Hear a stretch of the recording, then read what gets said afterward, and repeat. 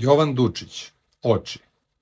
Beskonačne tvoje oči, mlada ženo, dve duge večeri u pustinji mora, dve sumorne bajke što uznemireno imaju šum slutnje u granama bora, dve mirne galije s crnim zastavama, dve žene u crnom na molitvi neme, dve ponoćne reke kroz kraje od kama, dva glasnika bola koji kroz noć streme.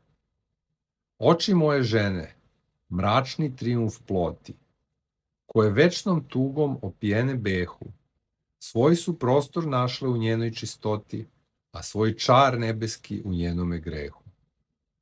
Od suza prosutih u velika bdenja, te beskrajne oči sijaju se stoga, dalekim i čudnim sjajem ushićenja, kao neke oči što videše Boga.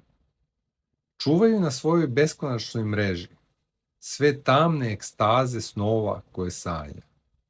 Oči nepregledne, na čijem dnu leži velika i mračna sablast očajanja.